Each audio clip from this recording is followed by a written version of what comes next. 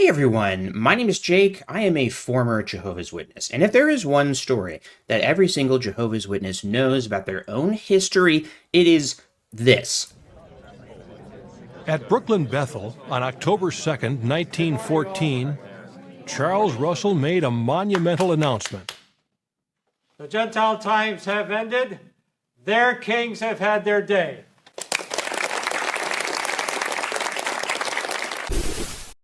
And it's like not that exciting of a story. Would seem like a weird thing to lie about, but it seems like they might have lied about it actually. Hey, so this is a live version of Alt-Worldly. Normally I pre-record videos such as this, a real nerdy deep dive into JW stuff, but I wanted to respond to this quickly, and usually when I get in the editing booth, I end up wasting a bunch of time doing shenanigans, and we don't get to spend enough time with our good friend Bo here, who likes to hang out with us and cause chaos. Yes, that video was very lame. Now, if you're watching this in the far-flung future, I'm going to be going through some research that one of our prolific exJW researchers has gone through, Larchwood. They're an anonymous ex-Jehovah's Witness whistleblower and activist, and they specialize in research. They do really, really fantastic in-depth research of the witnesses that allows me to do this channel, honestly. And without this kind of research, this kind of exJW content would not exist. So all credit to Larchwood here, and also credit to Miss Usato from avoidjw.org, who wrote up a good summary of all of this for AvoidJW. So we're going to be getting into all this, and I'm going to be dealing with chat later. We're going to get into the actual research at hand. So that clip that we just showed, and I do apologize and also do not apologize for Bo being so very rambunctious during this. I have no control over it, but the Gentile times have ended. I heard this a million times even before I had seen this video as a Jehovah's Witness. The Bible students, the early Bible students, proto-Jehovah's Witnesses, they were preaching about 1914. And the Jehovah's Witness version of the story that they tell other Jehovah's Witnesses is that the Bible students didn't know what was going to happen in 1914 specifically. They just knew that this period of times, known as the Gentile times, was going to come to an end.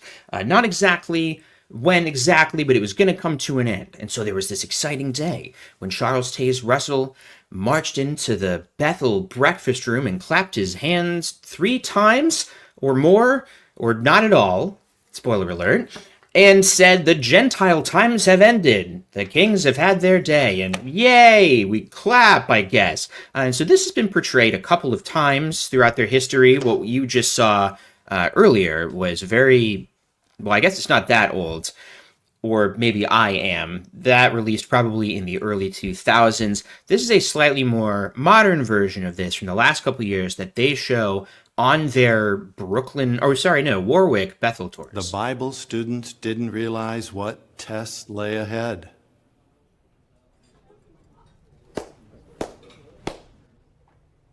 The Gentile times have ended. Their kings have had their day, so we know not what awaits us. Okay, so disregarding the fact that that second Russell was somehow even worse than the first in terms of acting, it is weird, those kings have had their day. Setting that aside, there was actually a little bit of new information added at the end of that story that was not in the first one, where he says explicitly in this little reenactment that we don't know what's going to happen next. Let's watch that again. The Bible students didn't realize what tests lay ahead.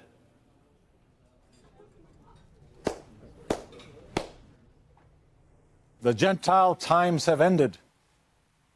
Their kings have had their day, so we know not what awaits us. Weird. So we know not what awaits us. Now, the most recent version of this, because I was thinking as I was watching that clip, well, they did another, yet another recent history, right?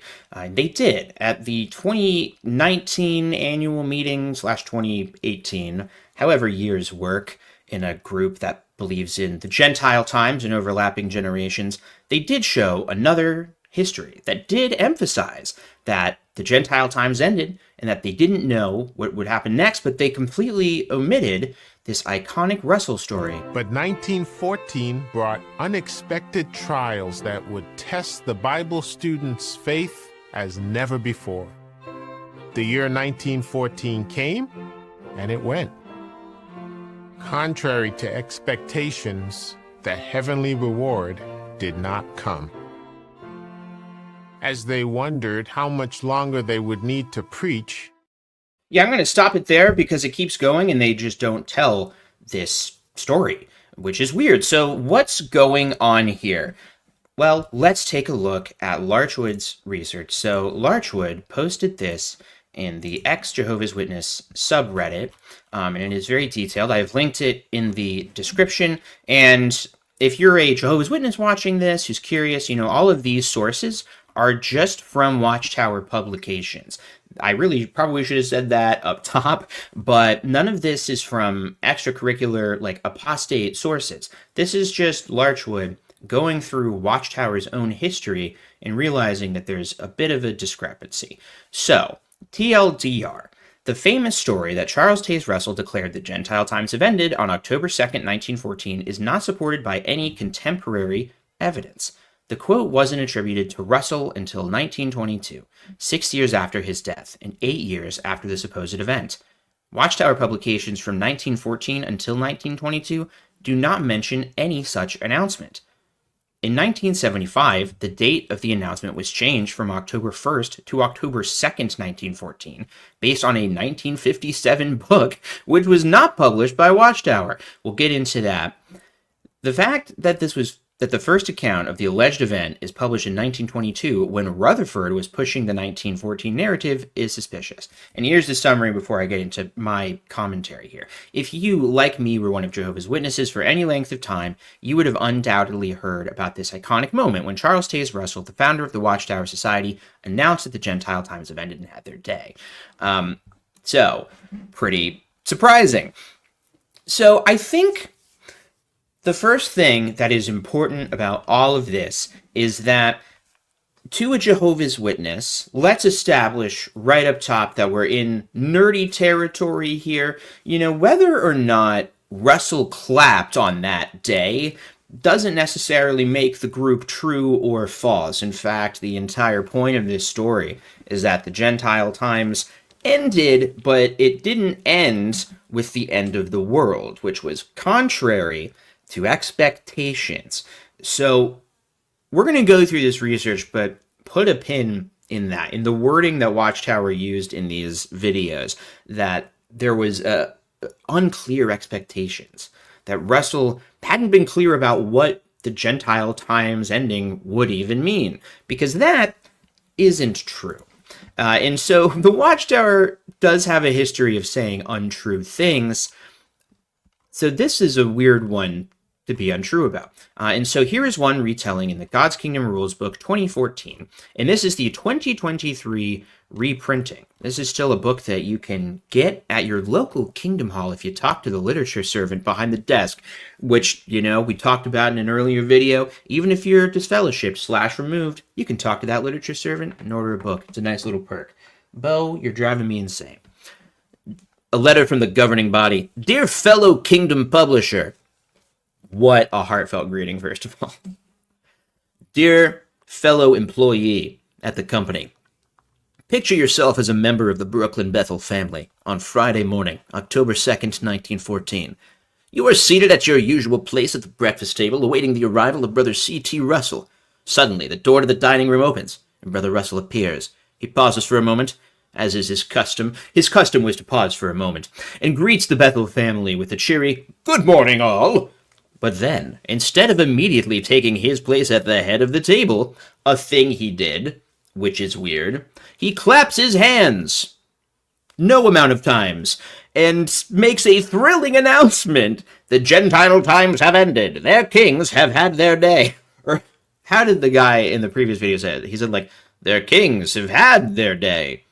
You can hardly contain your joy. You have been looking forward to this moment for a long time, along with the rest of the Bethel family. You greet this exciting news with sustained, enthusiastic applause. What a masturbatory way of describing this, by the way. What I find interesting about this, juxtaposing it against the visual representations of it that we watched, is that they seem to be really emphasizing in more modern media the fact that this was probably a disappointment to some people, and like we even saw the guy like kind of confused clapping. By the way, shout out, we have Larchwood in the audience. How exciting. We have Ryan Gosling covering his eyes himself in the audience. The clapping, did it happen? This is the question. Oh my god, I said I wasn't going to get distracted by chat because this is like a normal video except live.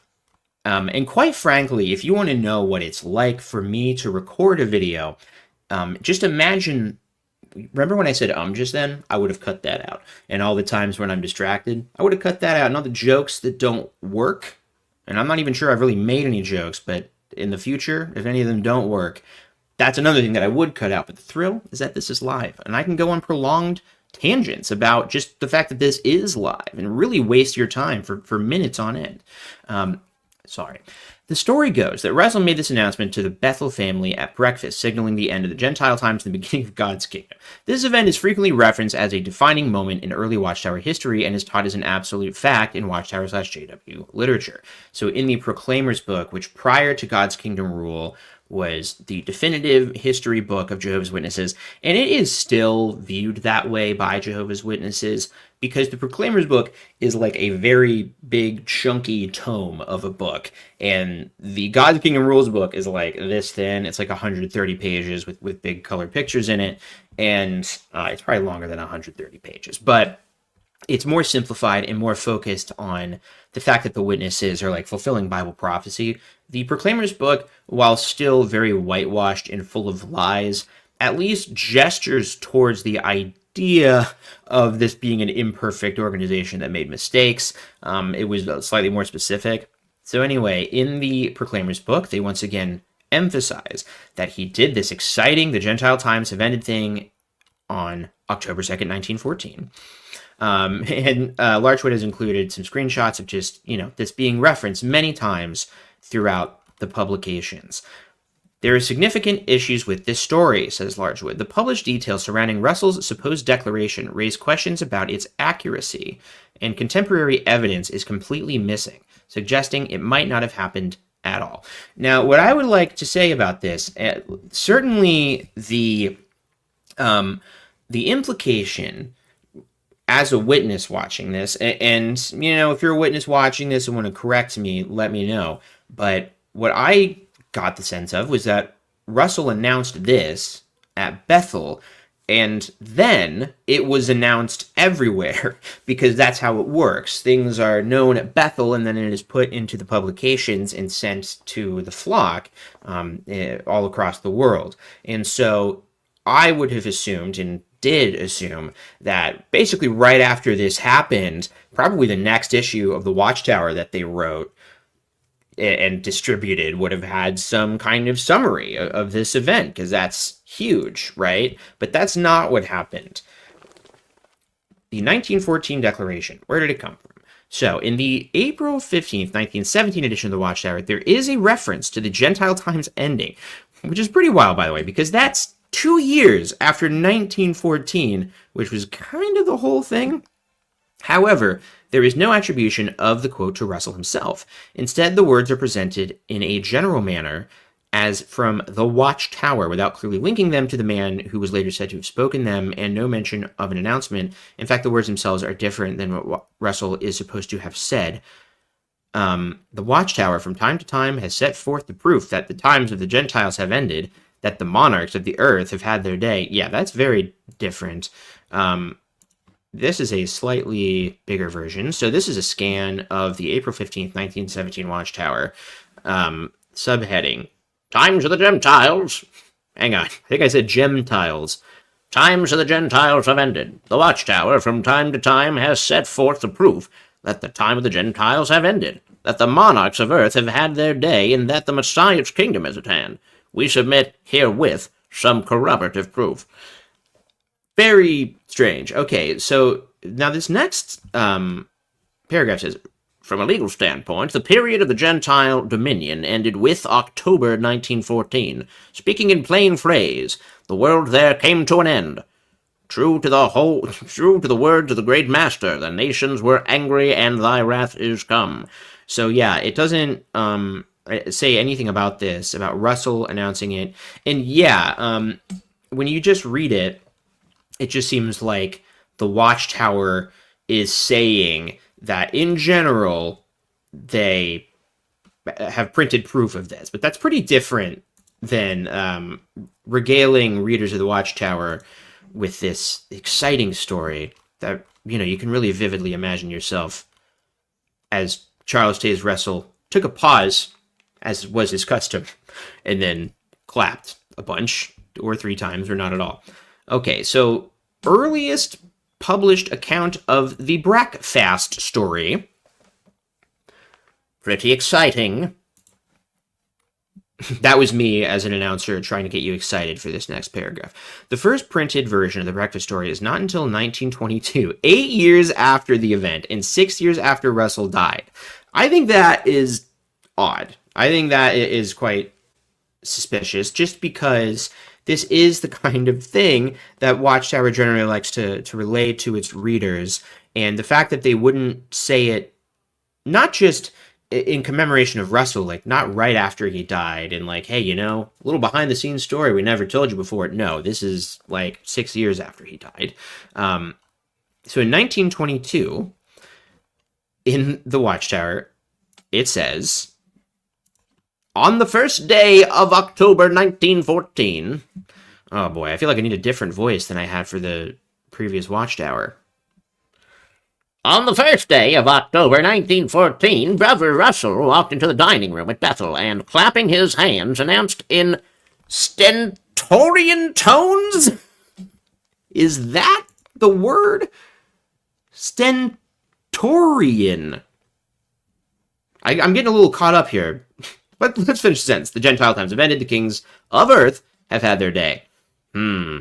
Well, that earth part didn't make it into subsequent retellings. And also, critically, they say it happened on the first day of October. Now, this is the Watchtower, so there really aren't supposed to be any mistakes at all in this magazine. There's not really supposed to be factual errors when you're a witness reading the Watchtower and they say that something happened on the first day of October. You're not thinking, well, they're probably just guessing. Like, no, that's when it happened. If that's when God's magazine says it happened. So, well, Larchwood says this account takes, this account places the announcement October 1st, in contrast to the later official date given as October 2nd, 1914. This discrepancy between the original narrative and the later recollection highlights the ambiguity and potential inconsistency surrounding the event. Why did it take until 1922?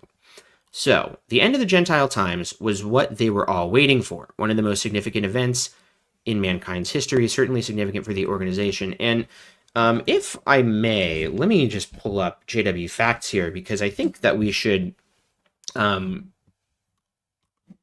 make it clear that, so this is JW Facts.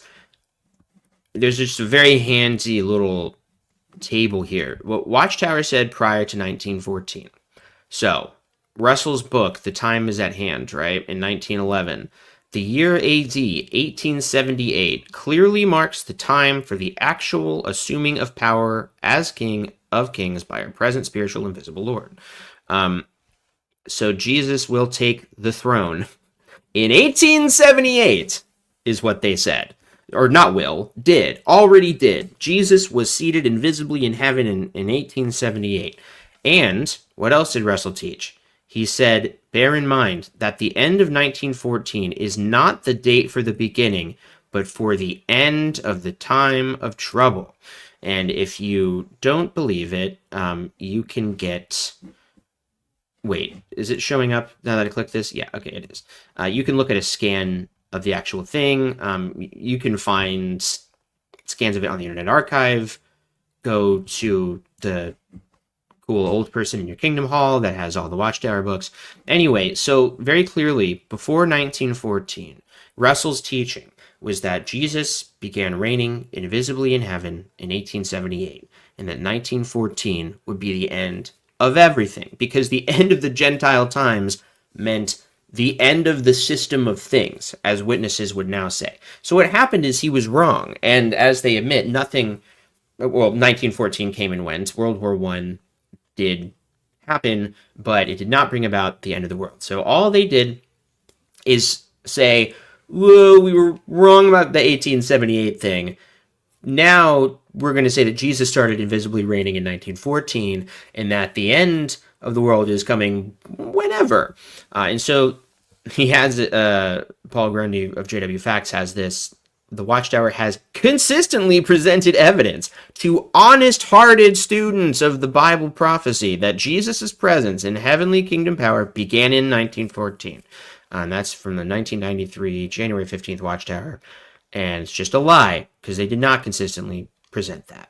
And again, in Awake 1973, January 22nd, my birthday, for whatever that's worth, Jehovah's Witnesses pointed to the year 1914 decades in advance as marking the start of the conclusion of the sister thing. So that's wrong. So that's a lie. And that's an important bit of context to all of this. Is kind of like the fact that they have this as part of their lore. And let's put a pin in that too, because I have a theory as to why this seems kind of made up and why maybe they're going to get rid of this. Yeah, clearly. Very clearly. So, back to 1922. So the fact that it took 8 years even to mention Russell's involvement in such an important momentous announcement raises suspicions that the Breakfast Declaration might have been made up after Russell's death. Just 1 month before the Breakfast Declaration story appears in the Watchtower of May 1st, 1922, an article in the April 15th, 1922 edition of the Watchtower says the Gentile times ended on August 1st, 1914. Uh-oh. So, yeah, it says they know that Bible students are familiar with the fact that the overthrow of Zebediah's kingdom in the 11th, they know that the times of the Gentiles expired just 2,520 years later, 1913 years and 7 months after the Christian era had begun, or in other words, August 1st, 1914.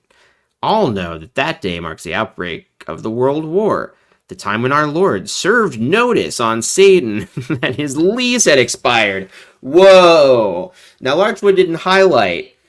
Yeah, that's right. Larchwood didn't highlight that part, but that's the highlight to me, is that Russell, or no, not Russell, Rutherford is like, hey, on that day, that's when the Lord Jesus, he put Satan on notice, put an eviction notice on his door, August 1st.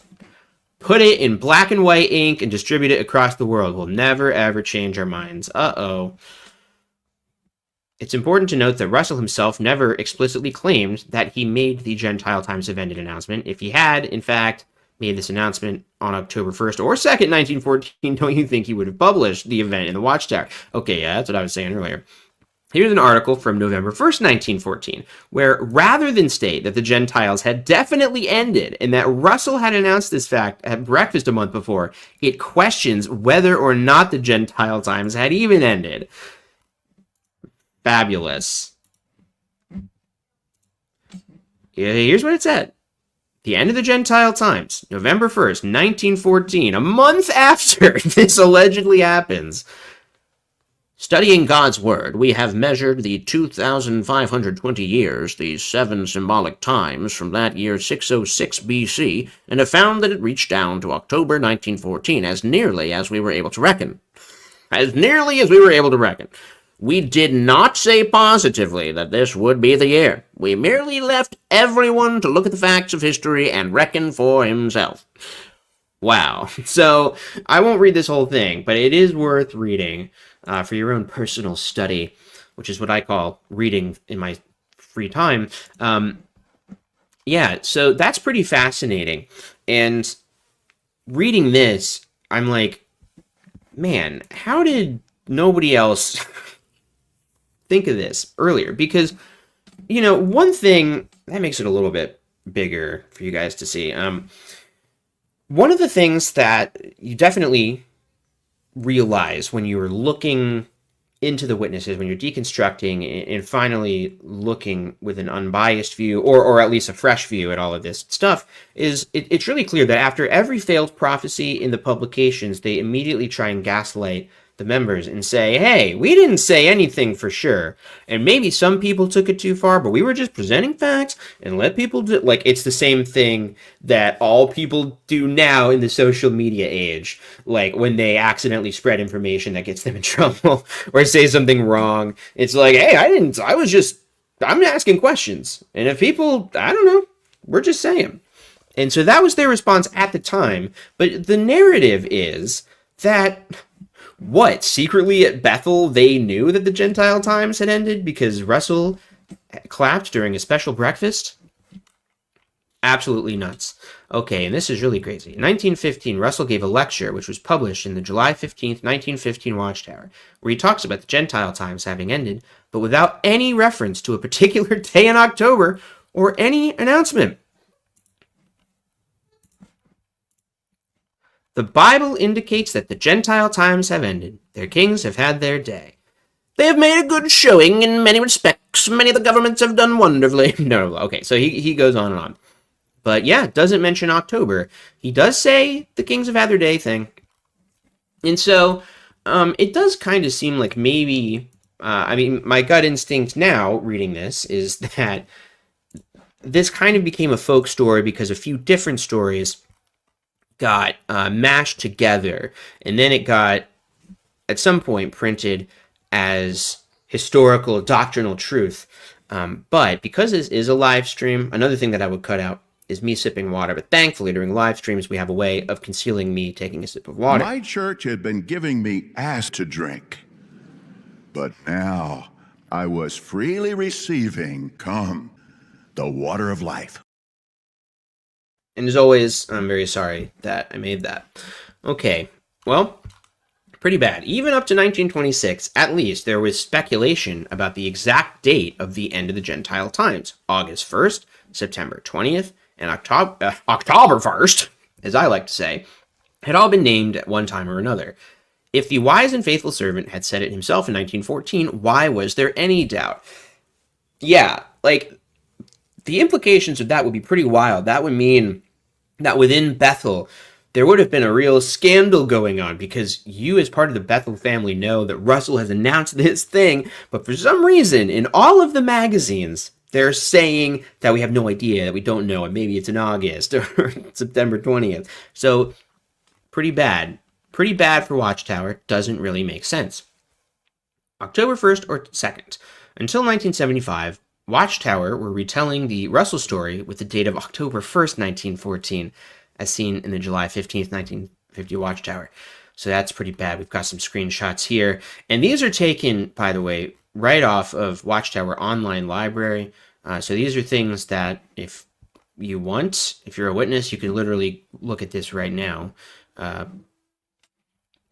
would be interesting to see if they change any of this in hindsight. They have done that before, just gone through and changed the text of a past article to make it seem less damning. So Watchtower is settling on October 1st and repeating it over and over and over again all throughout 1975. But the 1975 yearbook retells the Russell story, but now uses the October 2nd date. What happened in 1975 to convince the organization to change the date from October 1st to 2nd? Think about it. There was a time period between 1957 and 75 where there were two dates for the same event, October 1st, according to Watchtower, and October 2nd, according to Macmillan, in a non-Watchtower publication. Okay, so what they're talking about, my bad, I accidentally skipped over this, but 1957, A.H. Macmillan, a prominent figure in the early Watchtower Society, published a book titled Faith on the March. His recollection of the event does not agree with the May 1st, 1922 Watchtower date of October 1st. Okay, so weirdly, even though this is not an official Watchtower publication, most witnesses would have heard this and might have a copy in their home because it just was kind of known through the grapevine to have been written by a witness, basically.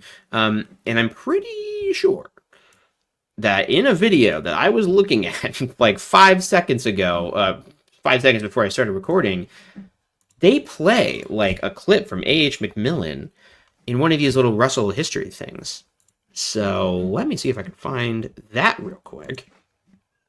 Yep, it's in the Jehovah's Witnesses Out of Darkness thingy that I was playing earlier with the old janky version of Russell. So I'll pull that up later because that'll be interesting to see or hear the voice of A.H. Macmillan. And that would seem... no, I'm going to hold on to my thoughts about that. Sorry. So what Larchwood is saying is like, they have these two conflicting dates, but Macmillan, what made Watchtower decide to go with the date from a non-Watchtower book at the time? To this day, October 2nd, 1914, is the officially recognized date for the event, as can be seen from the quotes I shared earlier. Isn't it curious that they don't stick with the date given in the original telling of the story, which was most closer in time to when it supposedly happened and was in a Watchtower publication? If Russell really declared the date that the Gentile times had ended on October 1st, 1914, why didn't Watchtower know the date in subsequent articles? A huge clue that Russell never made any such announcement in October 1914 can be seen in Watchtower literature published after the alleged event. If Russell really had made the announcement in October 1914, why, just 1 month later, did the November 1st, 1914 Watchtower state that September 20th, 1914 probably marked the end of the Gentile time? So here's that September 20th quote that we were looking at earlier. And it even says, like, the subheading is, Inauguration of the Messiah's Kingdom Gradual. This leads us to expect that the remaining prophetic periods, which... let me start over. Me, the old-timey guy reading this publication. This leads us to expect that the remaining prophetic periods will have a similar fulfillment, and that September 20th of this year, 1914, probably marked the end of the Gentile times. What a weird thing to post in a magazine. Right, I think they call that. If just a month earlier, on October 1st, Russell was like, the Gentile times have ended. Now, today. Odd. Very bad. In a letter in the March 15th, 1919 Watchtower, a reader speculates that the Gentile times ended on October 1st. That's crazy that they would just print that speculation. Again, another article saying August. Wow. Okay, so here is Larchwood's conclusion. So, did Russell really make the famous and momentous October 1st or 2nd, 1914 announcement? The evidence suggests that this story, as it has been taught to generations of Jehovah's Witnesses, is at least an exaggeration, if not an outright fabrication. While Macmillan's 1957 recollection and later Watchtower publications attribute the statement to Russell, there is no concrete contemporaneous evidence that Russell himself made any declaration on that particular day. Moreover, the fact that the statement, as attributed to Russell, did not appear in the Watchtower until years after Russell's death raises further doubts about its authenticity. There is no mention of the event in any letters to Watchtower at any time, and no mention of it in the annual report of 1914.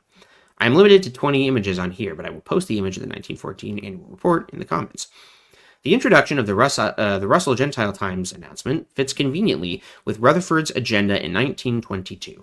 And so this, I think it's safe to say, we might have to play a sound drop to this, because this is speculation. We can't say this for sure. So just in case, I'm not saying that this is a conspiracy theory, but just in case, let's go over into the corner that we go into. Welcome, Internet. I'm so happy to share with you this conspiracy theory.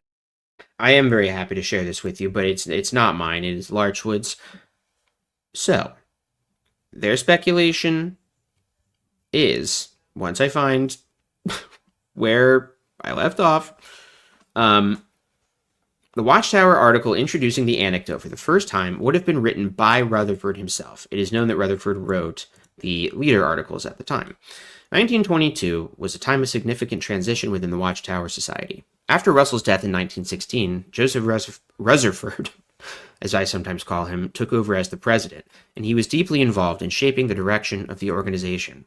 During this period, there was a clear effort to solidify the Watchtower Society's identity and its claims to define authority. Attributing the 1914 declaration to Russell may have been part of this process, an attempt to reinforce the organization's teachings about 1914 and to bolster the idea that the society was the true representative of God's kingdom on earth. And I think we've got some videos that I can show that kind of lend to this. During this time, Rutherford was actively consolidating his leadership and promoting the 1914 teaching as the cornerstone of the movement's prophetic identity. The Cedar Point Convention in 1922, for example, marked a significant push to reframe the kingdom message and encourage aggressive public preaching. And I live in Ohio. Cedar Point, Ohio, very important to Watchtower history, and maybe there's an upcoming novel that takes place in Ohio. Okay. By promoting the story of Russell's declaration in 1914, Rutherford sought to strengthen the narrative that Russell had recognized 1914 significance at the time. Had recognized 1914 significance at the time, aligning with the Watchtower's growing emphasis on prophetic fulfillment and divine guidance, reinforcing Rutherford's leadership and the movement's renewed sense of purpose. It would have helped his whole advertising campaign, which, by the way, was advertise the king and his kingdom. It is interesting to know that if you look up Gentile times in the book Insight in the Scriptures, you are redirected to the appointed times of the nation. Do you find the Russell story there? No. Such a defining moment. Watch our history. It's not there. So, what I found kind of fascinating watching the Faith in Action video is that or maybe it's not the Faith in Action video, but the more recent videos, is that they actually present this fairly clearly. Like, you do get the sense, although it is still within the context of we're the one true organization and we've had our trials, but Jehovah, keeps guiding us through. All of these schisms are painted to members as like times of testing. And I think the clips that we showed, pretty much all of them start with whoever it is saying 1914, the period after Russell's death, was a time of testing. And even the Gentile Times announcement was a time of testing. So, oh my God, I've got like 10 million tabs open. Let me see here. Where's our boy? Where's our boy A.H. McMillan? Sorry, I'm trying to find this in the Faith in Action video. I guess I could actually pull it up here. Share screen. Faith in Action. And this feels like a good time to finally check in with chat. Hi, how's it going, by the way? I've been trying to kind of keep this going so that we convey the information and don't piss off people who just want to get the info, which I totally understand. And we do love to see Jeff Windy in the comments as well. I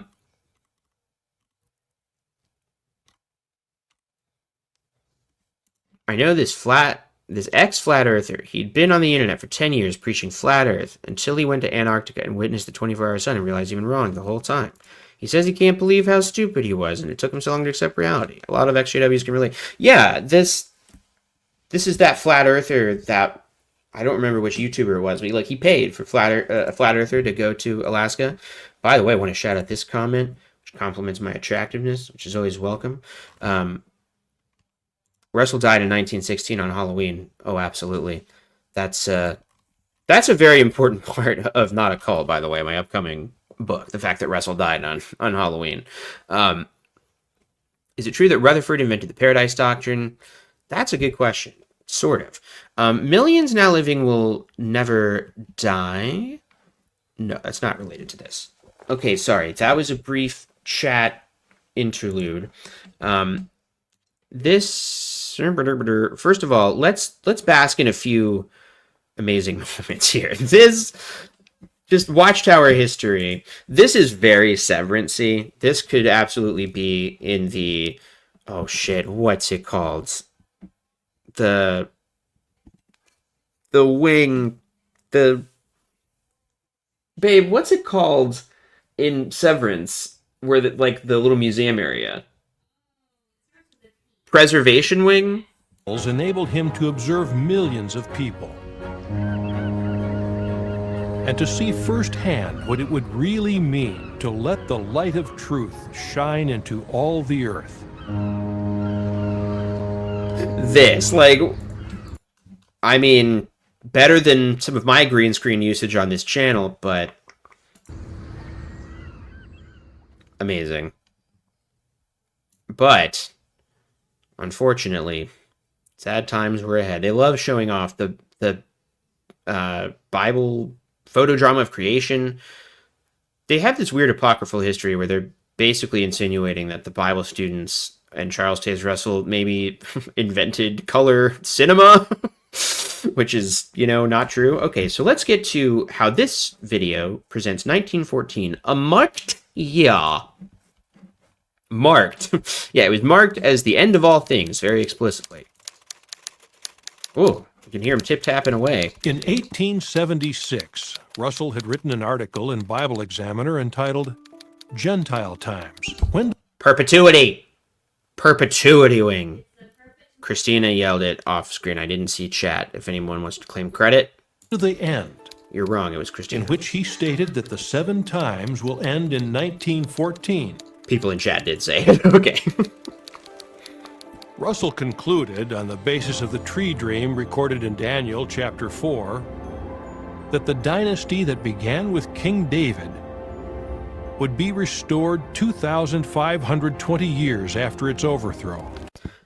I mean, we love this FMV of a CGI tree trunk, but even this is not entirely correct because the calculations that Russell had were not his own. He was doing exactly what the Adventists had done. He had grown up, his mother had grown up as an Adventist, and like a lot of people, was disappointed in the failed prophecies of William Miller and the like.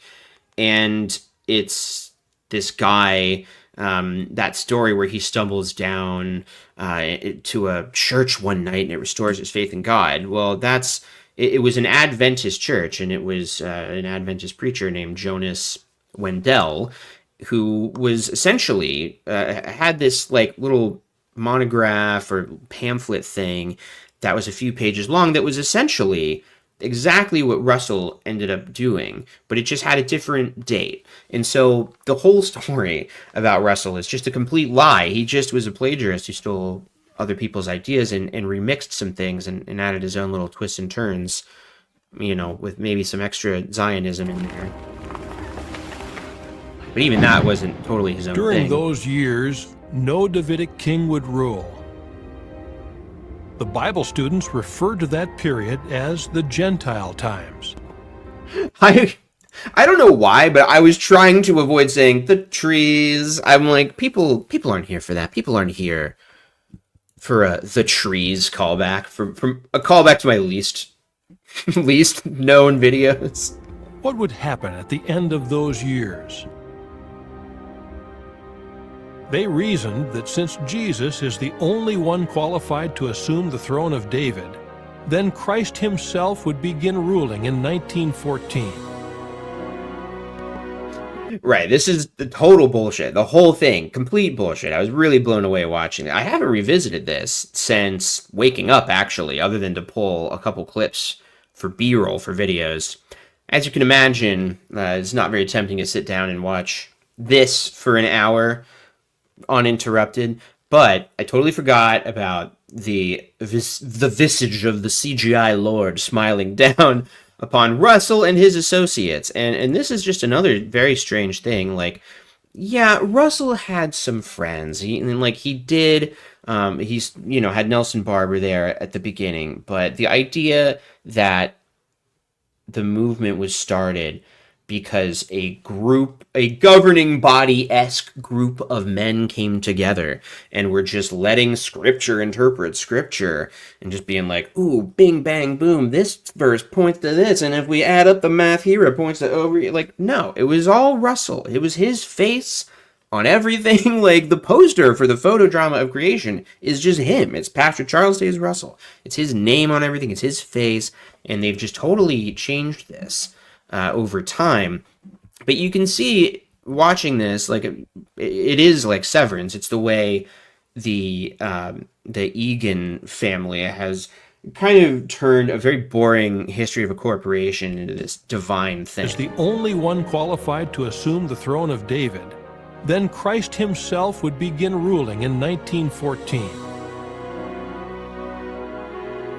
What would that mean for the earth?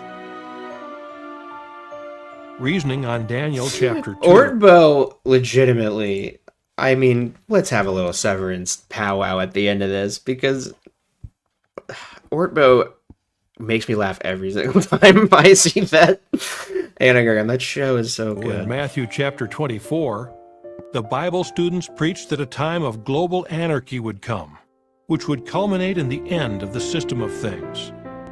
You know what's kind of interesting is I don't feel like modern day witnesses would describe the Great Tribulation as global anarchy. Like, the way that they describe it now is almost more like things are relatively normal, except the fact that the military is hounding down Jehovah's Witnesses specifically.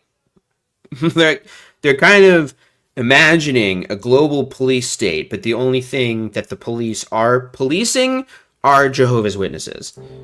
They believed that around that time, the congregation would be taken to heaven. They realized that 1914 had a significance. It meant the end. That's pretty wild. They're not even that honest. They're at least saying they thought that, not some thought that. End of the Gentile times. Right? Or did I miss it? They believed that around that time, the congregation would be taken to heaven. They realized that What they're not saying, and I don't even totally understand why they do this, is they want to give this impression that Russell wasn't taking a hardline stance on anything. We know that's not true from the quotes we read earlier, but it's just odd. I think they're just a little sloppier at all of this in this video, where like at some points they're acknowledging these faults and at other points totally ignoring them. This is more Proclaimers booky than God's Kingdom Rulesy. 14 had a significance. It meant the end of the Gentile times. Now, at that time, they felt that perhaps the work would be literally hit up your boy for the password, home, as it were. I'll help you out. So they were looking forward to a time of reward. They did understand that there was a significance to the year. Primarily, they thought... They did understand that there was a significance. Hang on. So, this is kind of interesting. You can see the reasoning in real time. They're not always this explicit. I mean, I didn't think about this. But, like, they're saying, okay, they preached and believed. Now, what they're not saying is, because Russell explicitly taught that this was going to happen, it wasn't like they were just believing crazy things out of nowhere. Maybe now he'll stop bonking his head on the on the blinds. But it's like you can see the step-by-step that they're going through. Like, they preached this. They thought they were going to heaven, and they didn't. But they were right that there was significance to 1914. But it's like, that's not how it goes. But just in the retellings over the years, and now their modern book doesn't get into any of this stuff at all, like the thing that they used to study with witnesses. They don't get into any of that acknowledgement, and they just say some believed that they would go to heaven. Like, they're not even that honest about it. The Bible students preached that a time of global anarchy would come, which would culminate in the end of the system of things. They believed that around that time, the congregation would be taken to heaven. They realized that 1914 had a significance. It meant the end of the Gentile times. Now, at that time, they felt that perhaps the work would be finished and they would go home. They did not feel perhaps that the work would be finished. They felt that it definitely would be. So the weaselly words from our unfortunately faced Jeffrey Jackson, who it's okay to make fun of him because the reason why he is an ugly person is on the inside. This is a foul man who has lied in court about child sexual abuse and gone on to just laugh it up with a beard. As it were. So they were looking forward to a time when As it were. They were looking did forward to this understand time. that there was a significance to the year. Primarily, they thought that 1914 would just be the start of the judgment coming upon the world. No. See, now Loesch is just lying. He's just lying. I mean, we just read the quote.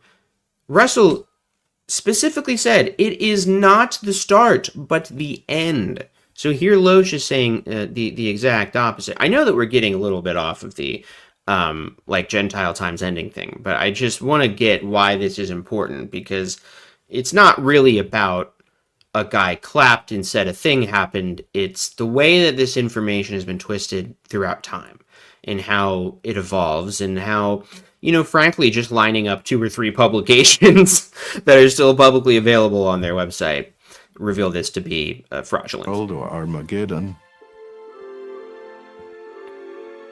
Yet people in general were anticipating a different sort of future. Many who wrote memoirs about the summer of 1914 described it as one of exceptional tranquility, full of hope and promise.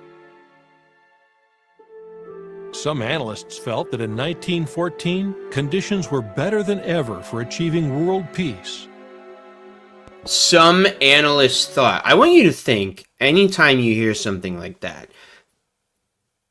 anybody could say that shit, because there's always some people who think something wrong. So you can always say, some people thought that the year 2025 would be the most prosperous economic year in United States history. Like, well, maybe, but I would argue that basically no people thought that going into this year.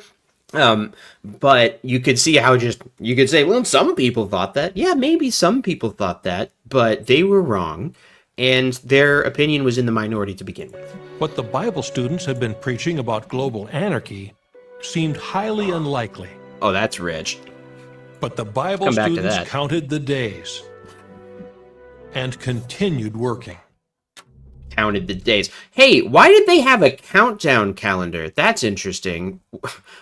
Why wasn't there space afterwards for all of the work that they were acknowledging may have to continue afterwards? Then on June 28th, 1914, Austria-Hungary's crown prince and his wife were murdered. His assassin fired the shots that began the bloodiest war mankind had yet experienced. Yes, okay, but let's get to... What are they doing with the earthquakes and shit?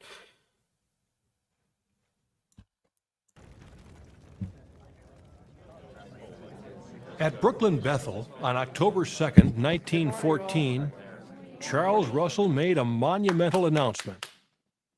The Gentile times have ended. Their kings have had their day. I mean, the first issue with this is that if this was the announcement, you would not be excited. You'd be like, what? Like, you've been waiting. You've had your countdown calendar that you've been, like, ticking off. It almost looks like a really in-depth baseball scorecard, by the way. Their little Gentile Times countdown calendar. But that is what you're waiting for. And then the announcement is that this sleepy guy's like, the Gentile times have ended, and the kings have had their day. All right.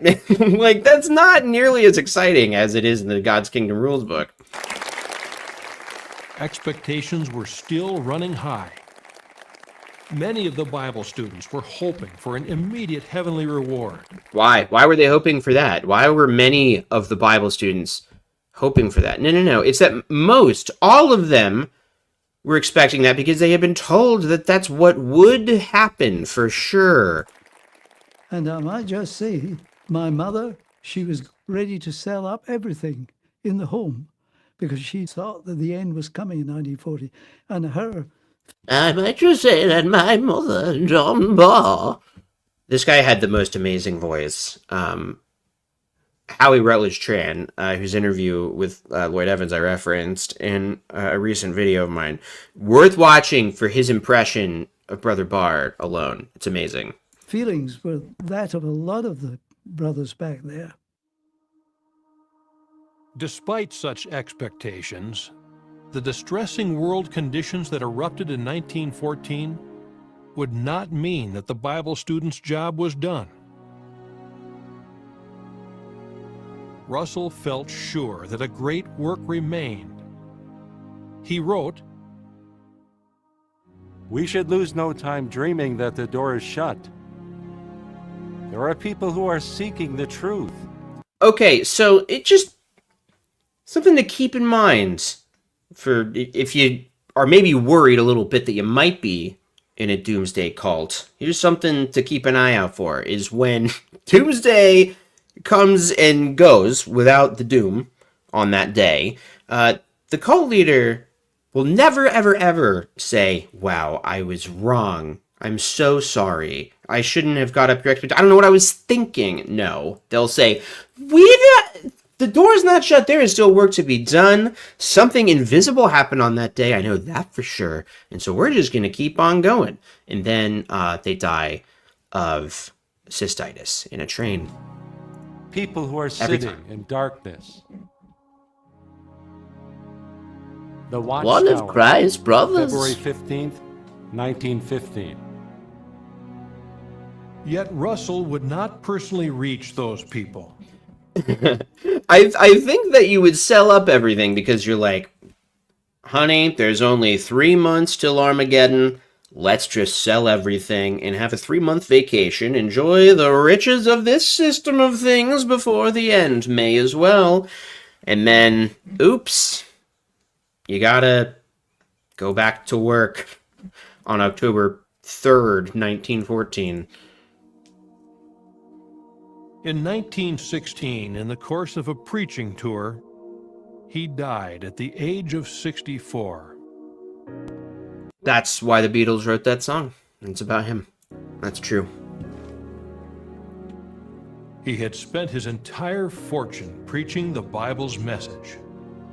And he died a bitter, embarrassed, lonely, wrong sack of meat who just was buried, and then it didn't matter, and everything he said was a lie, and it just was all wrong, and now they've totally changed pretty much everything that he taught, and he's just a figurehead for a movement that he probably wouldn't agree with. So I don't know.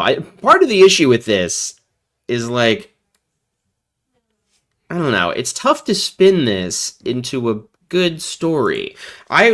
I talked about this in my Waking Up video, like my long 3-hour story about how I left the witnesses, but this was the first little crack in the windshield for me, was watching this video, which was an exciting convention release, probably around, I don't know, like in the early 2000s, mid 2000s, and watching this and just thinking like, this all seems like a stretch. Like none of this seems godly, or like it was determined by the Bible. I don't know. Like it made me a little uneasy. I liked all the history of it, but whenever they were like, Bible prophecy said this was going to happen, I was like, And I think they're in a tough spot where, on one hand, being part of a shared history is exciting and meaningful, as we see in the documentary Severance, which we all love.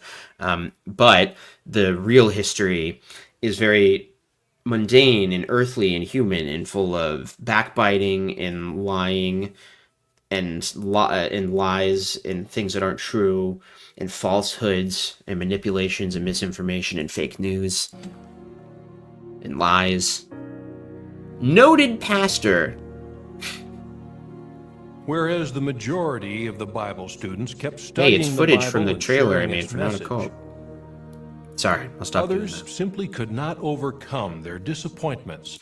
Yeah, and so this is the really gross thing they do, is like, people who didn't stick with the movement they just got consumed by disappointments and could no longer stick with Jehovah, and so they gave up on God because they were quitters and just didn't love God enough to stick with him.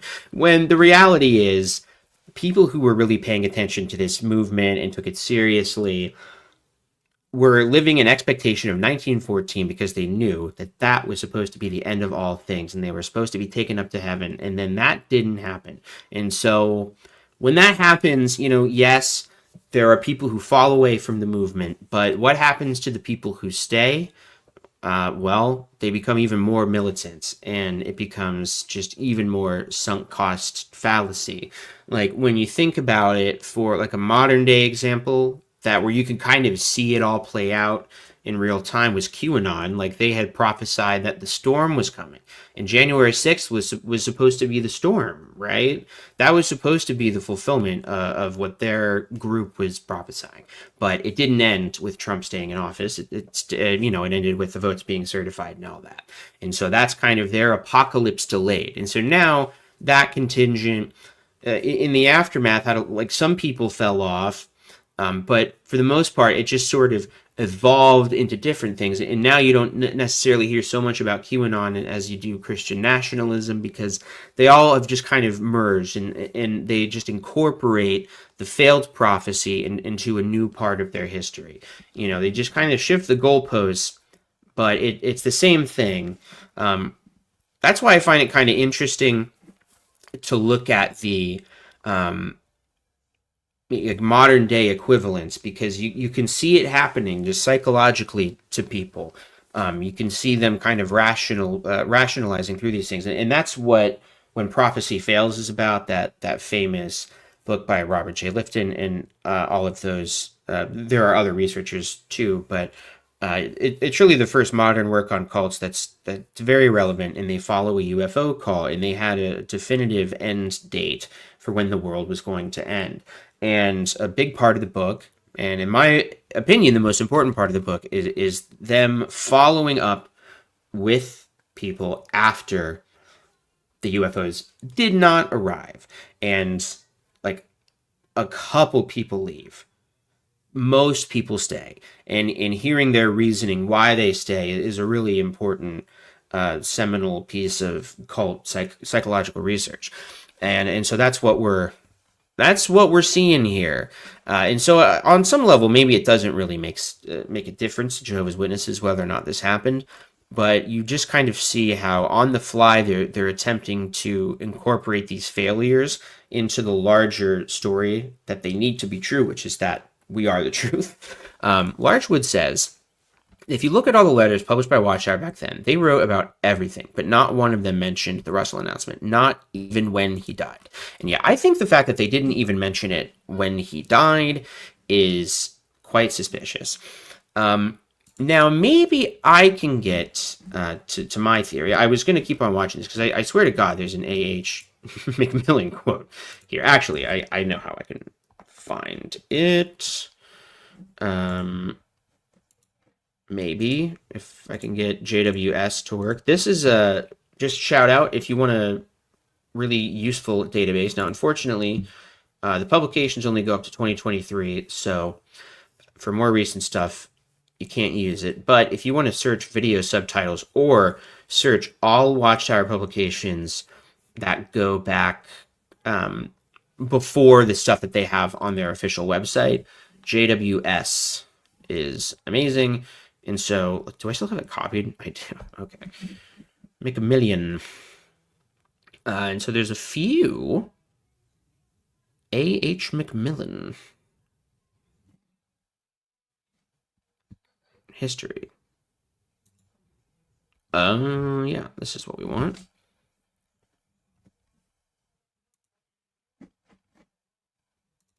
Cool. I'm loading up the exact timestamp. We'll see. Oh, and what an exciting moment. We're jumping into the scene here. Okay, let me expand and enhance.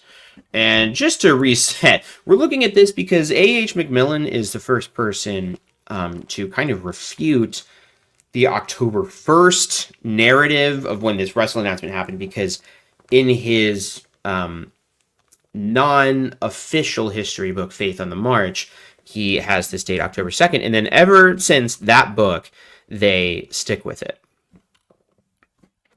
So let's see, and I'm just kind of curious to see what they say about Macmillan in these videos.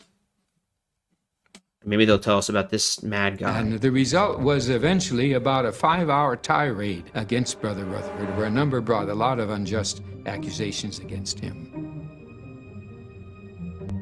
Wow, look at this little weaselly cuck they have playing Rutherford. Well, now this is spicy. Okay, so the real history. I am very interested. All right, let's rewind a little bit. Apparently, I jumped out right as it was about to get good. So, Rutherford. Rutherford was not supposed to be the leader of the Watchtower Bible and Tract Society after Russell's death. Russell did have a list of people who he thought could be viable replacements, and Rutherford was not on it. He was on like a backup list, but Rutherford had some kind of legal know-how and was also, just much like David Miscavige, a real narcissistic weasel who saw an opportunity and took it. And so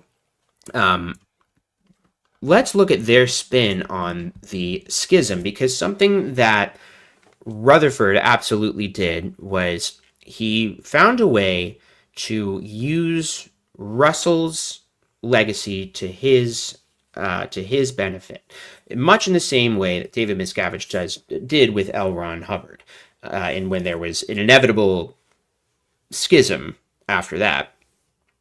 So Rutherford knew that there was this schism forming, and Watchtower acknowledges this in all of their videos, that when Russell died, there were a lot of people who were like, well, you know, it was supposed to be 1914, and now the leader's dead, so what's the point? And then those who were willing to stick with it and who were in the know in Bethel were very aware of the fact that there was this power struggle happening.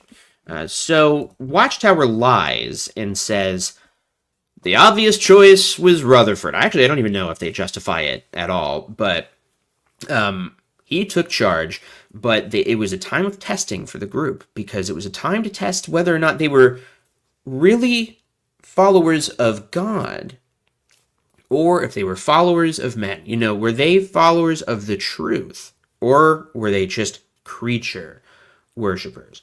And that's kind of what Scientology does as well, and Mormonism too. Like, you don't just follow, well, I don't know, both in Scientology and in Mormonism, like Smith and L. Ron Hubbard are deified to a degree, but it's also like, if you have issues, which you very well may, with the moral issues of Joseph Smith, I think what Mormons would say is that you can't focus on the imperfections of the man, you have to focus on the truth. You know, you're not worshiping this man, you're worshiping Jesus. And Scientologists is like, you know, for whatever L. Ron Hubbard's faults were, he found Scientology, and Scientology is true. And so that's what witnesses do. Brusque in manner, and he didn't fear to tread on anyone's toes. I think this had a tremendous test on the brothers, because they were really worshipping the creature more than the creator. They were worshiping Rutherford directed that Russell's a notes creature. for a 7th volume of Studies in the Scriptures be compiled into a new book called The Finished Mystery. This is also really not true, because basically everything we know points to this not being written by Russell at all, and it just being a bunch of craziness that Rutherford and Russell fanboys put together.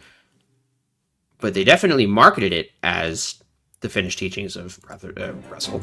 On the day that the book was completed and he had a supply in his office, he arranged for the brothers to put one at each table place in the dining room. And so when the family came down to eat, each one had a copy of the book, The Finished Mystery. Some were quite curious about it and wondered what was all about and enthused about it, but there was already a growing tension Seasoned attorney. in the family because some of the responsible brothers sort of resented Brother Rutherford. Some of them had ambitions for themselves, so they used the occasion to bring accusations. Now, isn't that rich? They had a little bit of arrogance. They resented Brother Rutherford. Some of them had ambitions for themselves. I mean, Rutherford had ambitions too. It's very strange. Like, they would never, and in fact, they do not concede that any of the brothers on the governing body had any ambitions to ever be on the governing body. Like, all of their little interviews that they do with them when they're appointed, they take pains to emphasize that these were just humble brothers who never had any kind of aspirations to be in the governing body, and when they were asked to be on the governing body, they were like, oh, what? I have never in all my days even contemplated that. I don't even think I want to do it. I think I'm too young. It's a terrible idea, really. Oh, but I suppose I must. I suppose I must do it. Oh, please don't make me serve on the governing body. Like, it's that kind of attitude. But of course, yeah, obviously these corporate ladder climbers have thought about had it. Ambitions for themselves, so they used the occasion to bring accusations against Brother Rutherford for having gone ahead and published this without their permission and their knowledge. And the result was eventually about a 5-hour tirade against Brother Rutherford, where a number brought a lot of unjust accusations against him. Oh, wow. A lot of fake news. A lot of fake news and fake accusations from the failing Bible students.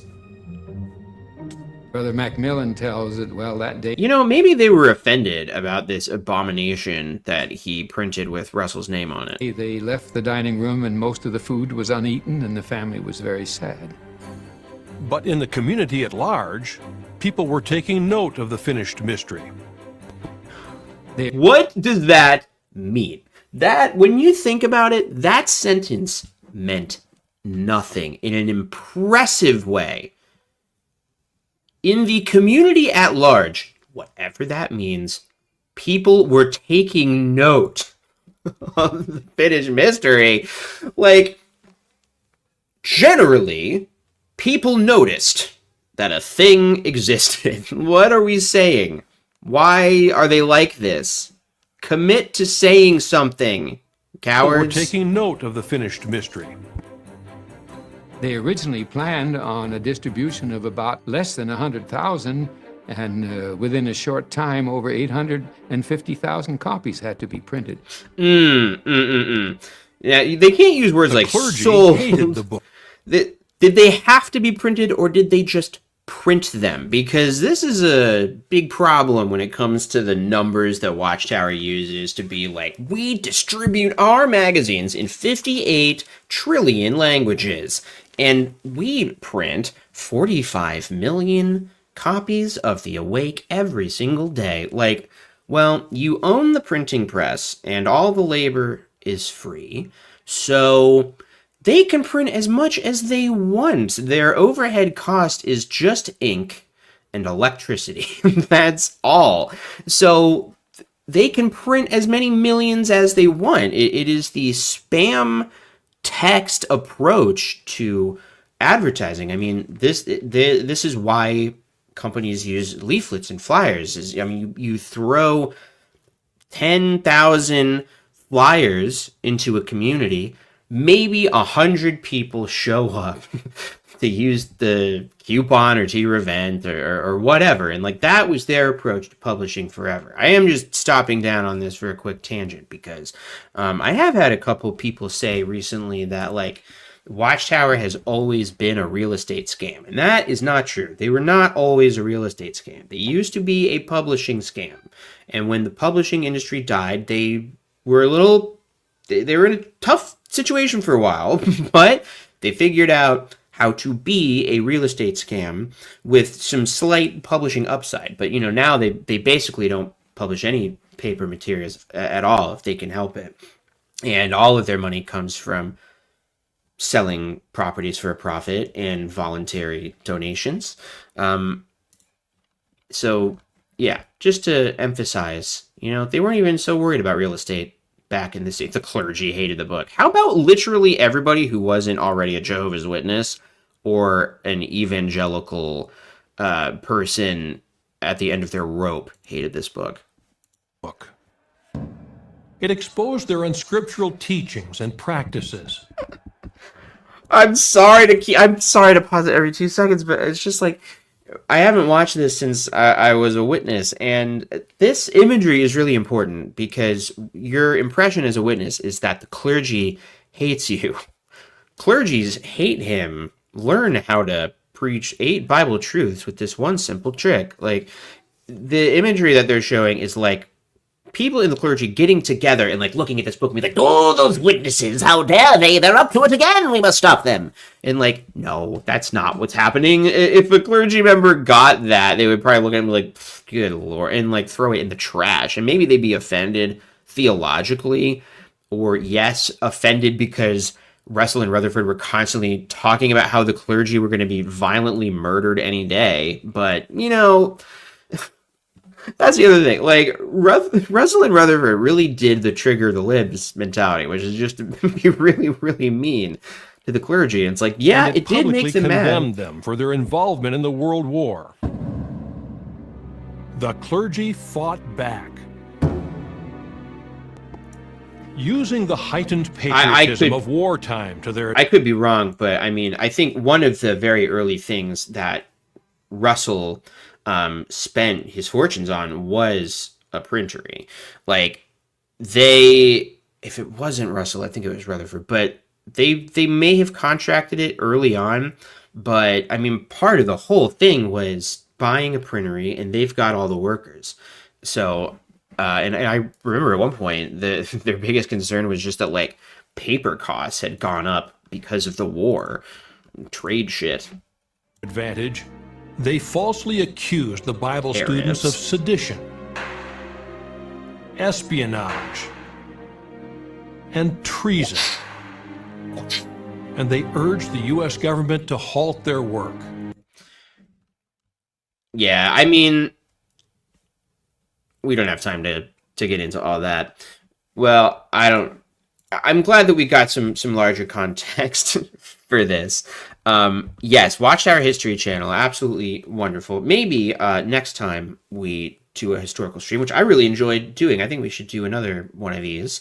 Do another history stream. I'll do my own research and not just rely upon the work of Larchwood. Sorry that my face is so shiny. I think my light is too close to my face. And it's too late now. But thank you so much for watching. I feel like there was a couple comments I wanted to get to. Oh, okay. Special talk today. If you don't know, it used to be that the memorial would happen, the annual commemoration of Christ's death that witnesses do. They would do the memorial, and then the next week, they would have what's called the special talk. And the thing that's special about it is that they just have a real initiative to invite people from the public to attend a Kingdom Hall, because the talk is specifically aimed at the public. Not all witness materials are really aimed at the public. Some of it's really weird Bible prophecy stuff or aimed at witness lifestyle things. And so that's what's special about the special talk. Now they do it the week before the memorial, for whatever reason. And apparently the subject was on how to identify truth in today's world. And step 1, don't go to a captive religion that doesn't let people read outside information and says that anybody who criticizes them is either wittingly or otherwise being puppeteered by Satan. That's a good way to know that something is not true. And then Angry Mobs said today's text was so cringe. And so maybe we can close on that. Maybe we can close on the text. Can you tell I just don't want to say goodbye to you people? Oh, it is bad, folks. Folks, I just saw it my own self with my own eyes, and this is cringe. It hits on a real trigger point. They've triggered this lib, I must admit. Monday, April 7th, be steadfast, immovable. Lovely, lovely verse. Every witness has heard 10 billion times. During the COVID-19 pandemic, COVID Jehovah's Witnesses. Oh my God. Jehovah's Witnesses who listens to the guidance given by our organization. I'm so mad. I can't even read this fucking shit. During the COVID-19 pandemic, Jehovah's Witnesses who listened to the guidance given by our organization avoided the undue anxieties experienced by those who listened to misleading information. We must not lose sight of the more important things. Distractions can take an excessive amount of our time and attention away from more beneficial pursuits. Ordinary features of life, such as eating, drinking, recreation, and secular work, could become distractions if we allow them to become the focus of our life. In addition, every day we are bombarded with news reports about social disputes and political issues. Yeah, that's a nice way to say, like, people fighting for equal rights. I seem to remember a lot of social disputes throughout the first 200 years of U.S. history or so. Social disputes about slavery and so forth. We cannot afford to be distracted by these debates. And they were not, by the way. Witnesses were staunchly opposed to opposing racism during the civil rights movement. Otherwise, we may begin to take sides. Okay, so fuck this. Satan uses various methods with the goal of weakening our determination to do his right. I've got a video. Go back and watch my video where I talk about William Malenfant complaining about social justice warriors. I gave him a little whistle at the end of his S there. I hate this shit. Okay, well, you know what's good about this? Is I get to play a fucking clip. Well, first of all, I get to curse. And I also get to play the sound drop. I don't get to play nearly enough on this channel. This is Hot Take Jake. I don't know. It like fades out at the end when I play the sound drops. I'm going to have to fix that because he really does say Jake. It's great. It was great sentence editing and it all got messed up. Night.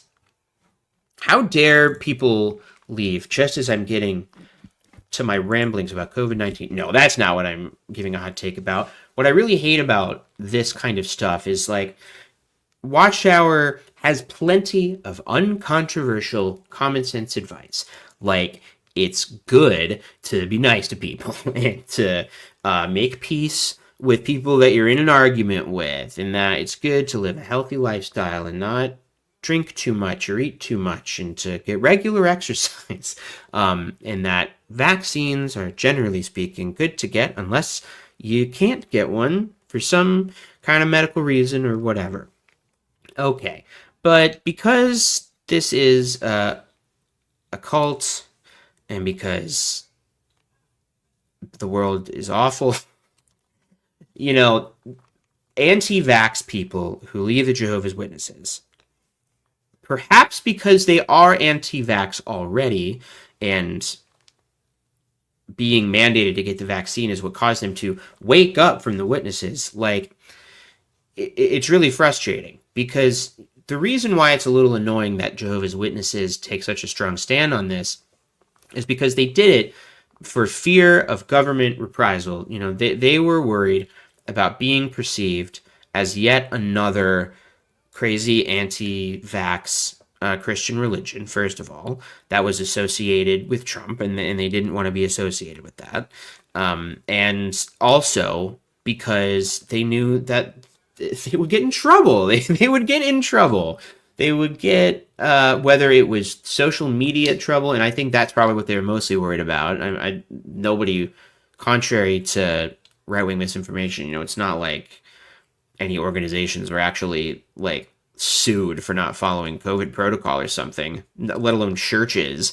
Plenty of local churches didn't follow COVID protocols. So I think that's good. But, you know, Watchtower, because they're a cult who believes in blatantly unscientific things like intelligent design and that evolution is a satanic myth meant to trick you, they can't say a scientific reason why you should get the COVID vaccine. They just say that you should get it because they say so.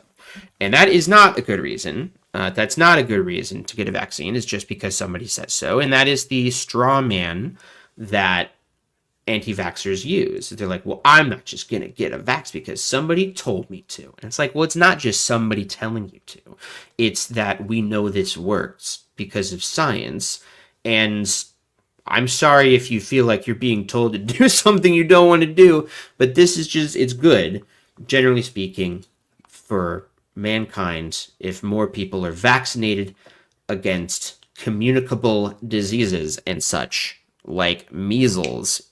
Our measles vaccines were so successful that we essentially eradicated it, and then corresponding with fucking morons who don't let their kids get the measles vaccines, now we have measles outbreaks. And so I think when it comes to cults, and something I'm planning on recording a ramble about that's not political, but it's just sort of about, like, how do you know if a group is a cult, and how do you, how do you develop critical thinking skills and stuff? I think part of it is just like you do have to test out every claim. Extraordinary claims require extraordinary evidence, and it's important that you as a person understand why you're doing the things that you do. There's a thing that John Green, the YouTuber and author, said once that I think he meant it as writing advice, but I have found it just useful to think about as somebody who's trying to be more conscious of just believing shit for no reason.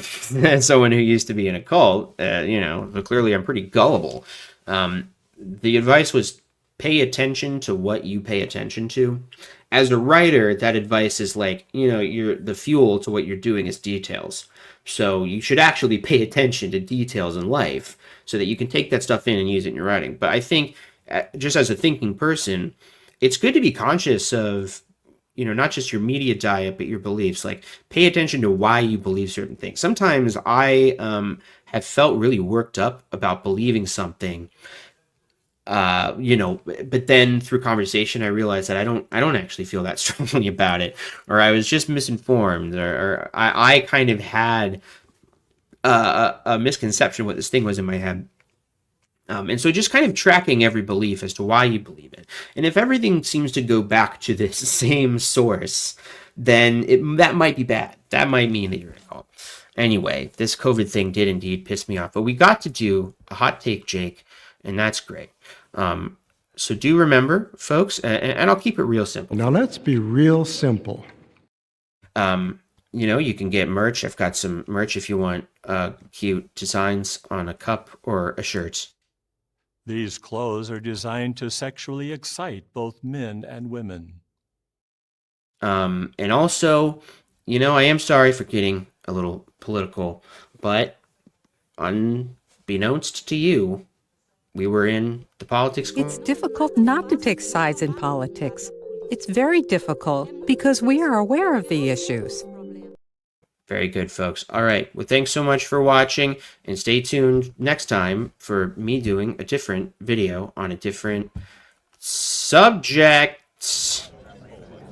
At Brooklyn Bethel on October 2nd, 1914, Charles Russell made a monumental announcement.